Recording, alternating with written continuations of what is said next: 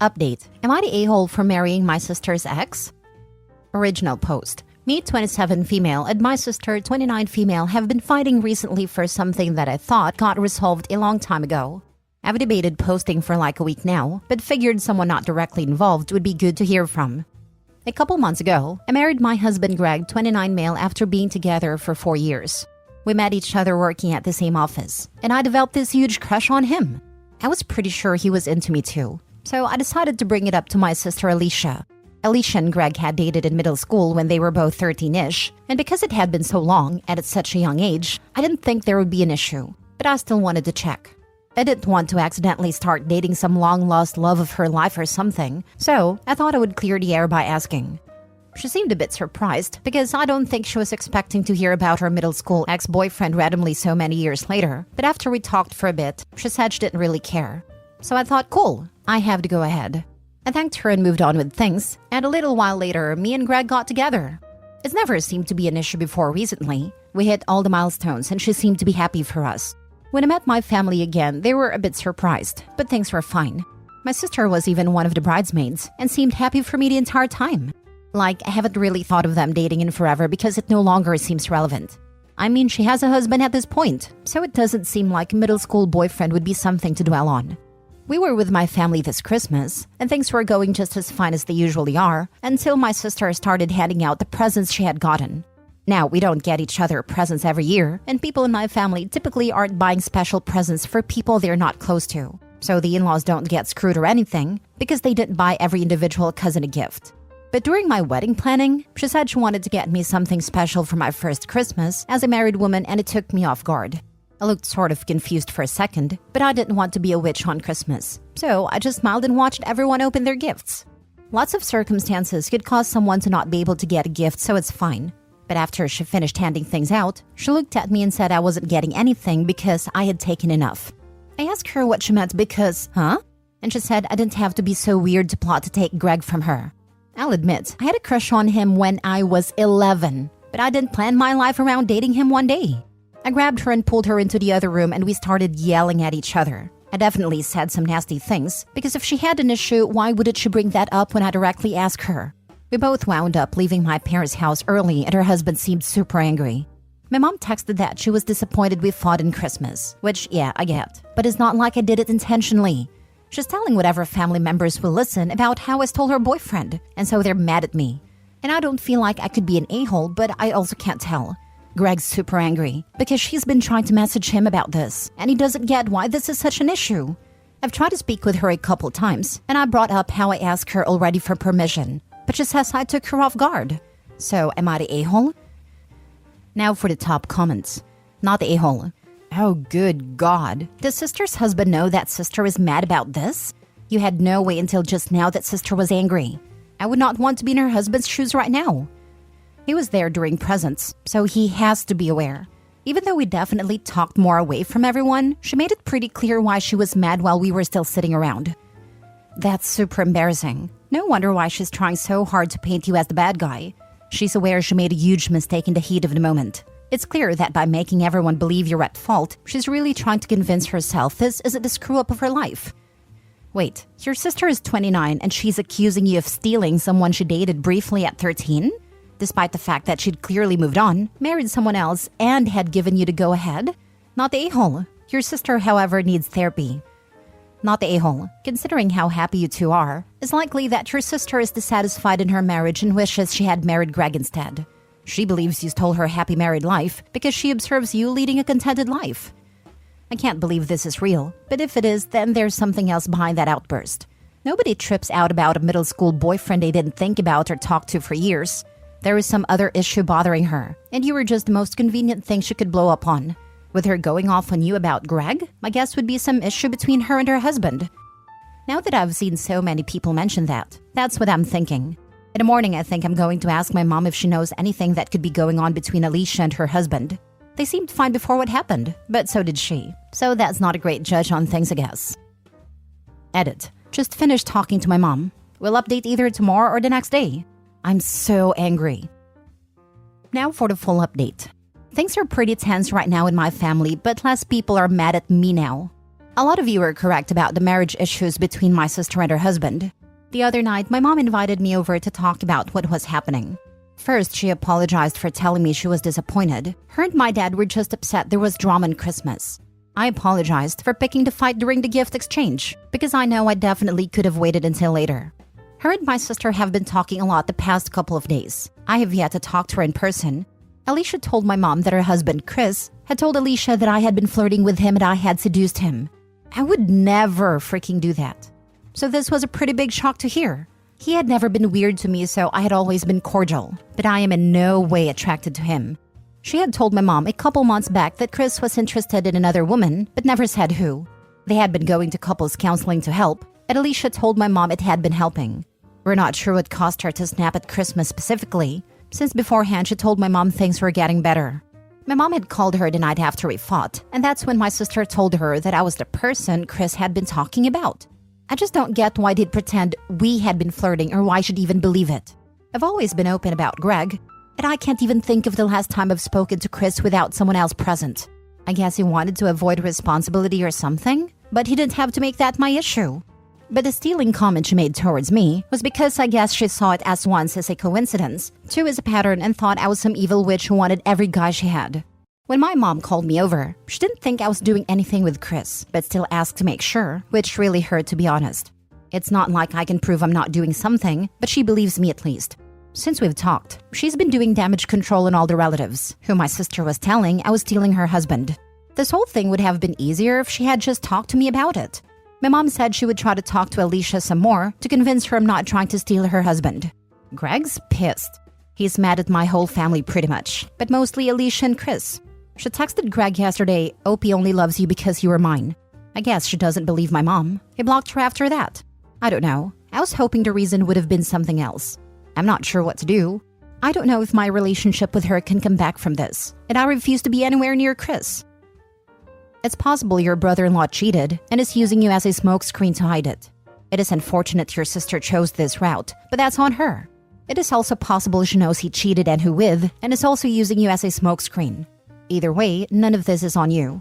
Your sister is adult and is capable of communicating like an adult, and not like she's 14 again. Probably because sister has complained to him about Opie stealing her ex. Easy target for him to use. Oh, it's definitely this. He's been subjected to listening to the sister's insanity about Greg being an important ex. He got sick of it, cheated, and blamed sister-in-law. Because she's a believable target because of the sister being nuts, and because he gets back at his wife in such a twisted way. Sister and her husband deserve each other. Last story. Am I the a-hole for screaming at my sister-in-law when she wouldn't save my drowning kid because of her trauma? I, 30 female, have one daughter, Heather, 2 female, with my husband. My brother, 36 male, is married to my sister-in-law, Kelly, 37 female. She has one son from an ex, 12 male, and one daughter, Sadie, 3 female, with my brother. We've never been super close, but before all this, we had a good relationship overall, and I liked her. Kelly has a fear of going into water. When she was 6, she was at a family barbecue and began to drown in the pool. There were so many kids splashing around in the water. The adults just thought she was playing her or something like that. She lost consciousness and came very close to dying. She got into therapy and has since allowed her son and Sadie to learn how to swim. When Sadie was 1 to 2 years old, she'd only allow it as long as her son or my brother were right next to her. Now she seems fairly laid back over having her kids in the water, even without strict supervision. This was surprising to me, but it's her life, so I never commented. A few months ago, she and my brother even told me she was doing exposure therapy and slowly learning to not let her fears control her. She's even had a small swim lesson and was feeling fairly calm walking around in a shallow pool. Every Thanksgiving and Christmas, we go to visit my parents in their retirement neighborhood in Florida. Kelly has told me all about her past and the time we've spent together there for the holidays. It has a nice community pool with a recreation center. There's only a lifeguard on duty Saturday, but the recreation center has employees at the front desk if you go inside. While we were there for Thanksgiving, the Weather Channel predicted only one day would be nice enough for the kids to swim. My sister-in-law, brother, husband, and I were planning to take them in the late afternoon. Grandparents were busy with some other event that day. I fell and sprained my ankle. My husband said he'd drive me to an urgent care. I didn't want my daughter to miss the pool outing, so I said I'd allow her to go with my brother's family. My brother and nephew promised to be by her side whole time. My brother and nephew apparently wanted to play ping pong on the table that was in the recreation center. Sadie and Heather were still splashing in the shallow 3 feet end of the pool with Kelly watching in a lounge chair. She said they could go because she'd keep an eye on the girls and go get them if they get into any trouble. Kelly had put Heather in a pool tube around her waist to float. Somehow, Heather flipped over and was stuck upside down in the water. She began to kick and panic, so Sadie got scared and started to cry. Kelly noticed and also started to freak out. She began to scream at Sadie to get her out or flip her back over. Sadie tried at first, but wasn't strong enough and couldn't get a good grip. Plus, she was scared and confused from her mother's yelling. I know she has a legitimate trauma, so I understand why that would scare her, and would have been fine with her not jumping in herself. I wouldn't be so upset if she then had common sense to run into the recreation center to grab anyone else to save my daughter. It was the next building over. If she had ran inside to ask for help, everything would have been turned out a lot better. I have no idea what was going on in this woman's head, but she grabbed a pool net to try and get Heather out. This would have made sense if she had used it to guide my daughter to a place she could grab her out, but it seemed that she tried to carry my daughter in the net. And when she didn't fit, she moved to a different strategy that looked like just awkwardly smacking her. This moved Heather to the deeper part of the pool. She never seemed all that stupid to me, so I don't know why she tried to save my daughter the most inefficient way possible. Eventually, a recreation center employee heard her panicking and ran outside. He had CPR, and she threw up a lot of water. They called an ambulance, and my husband and I met everyone at the hospital. Heather had a lot of bruises on her lower half. I asked what happened, and Kelly told me about the pool net and everything, plus how she had it immediately gotten someone else. I was so angry, I yelled at the boys. And her. How could she see my daughter dying and not do anything? The first thing she said was literally, well, I kept yelling at Sadie to help her. This really ticked me off. She was blaming all this on her toddler. I know everyone makes mistakes, but seriously? When I asked her why she didn't sprint for help right away, she said she was overwhelmed and that I shouldn't attack her because my kid couldn't swim to save herself. The pool tube was around her waist, was trapping her upside down. This set me off. I was and still am disgusted with my brother, but her words made me break and lose it. I started to scream at her how pathetic she was and that she was just as bad as her family members who let her drown. I kept yelling until she started to sob and security made us stop. My husband and I were so upset we demanded to see the recreation center's footage from the pool security camera, and we saw exactly what happened. After we went back home, I sent a short text to Kelly that I was sorry for losing my cool. I was completely out of line and blamed the wrong person to deal with it all. She sent back a paragraph saying I'm a psycho witch for blaming her for her own trauma response. She even said maybe it would have been better for my daughter to die than have a mom like me. Obviously, I haven't contacted her or my brother since. My parents began to yell at me when I yelled at Kelly, so I haven't spoken to them much either. For Christmas, we aren't joining them this year, and my husband fully agrees with me. My best friend and her family live a few hours away, so don't see her as often as I'd like. Since it's just us for Christmas, she offered to have us stay at her nice house so my daughter can play with her kids. A couple days ago, we stayed up drinking wine and talking. She knew about it, but I told her all the details for the first time. After I was done, she asked if she could give me a bit of advice. I was curious what she wanted to say, so I said yes. She said what Kelly said was awful and she went way too far, especially with her text about my daughter. Plus, it was stupid that her first thought was to yell at her toddler daughter to do something. Kelly could have handled it all way better with a calm start. Of course, though, she was panicking in an awful situation, so she couldn't think as clearly. I'm furious with my brother as well. I was so upset and was yelling at him too. It was what my sister-in-law said that really hurt and set me off. I was so panicked and wasn't thinking straight. I will never let my brother watch Heather while I'm busy doing something ever again. She said she understood why I felt so angry in the hospital, but I shouldn't have had such an emotional reaction, or at least should have found time to eventually sit down in person and apologize for my outburst. It was a stressful situation for everyone. The mean things Kelly said after were wrong, but I should have sat down face to face to discuss all of our feeling and give both her and I the chance to apologize for what we said to each other. I'm feeling a lot more guilty now. I lashed out and she lashed out in turn. I talked to my husband about it, but he's still furious with them and says we don't owe them anything. I miss my niece and nephew. Am I the a-hole? Now for the comments. Not the a-hole. Though honestly, I would be equally if not more mad at my brother. He committed to watching your daughter and then left her in the hands of someone not equipped to do so. If her trauma is still that strong, she should not be in any way responsible for watching kids in swimming situations. And for her to say your daughter would be better off dead is unforgivable in my opinion. You tried to apologize for your understandable emotional reaction. It's on her to apologize for her actions and the awful things she said now.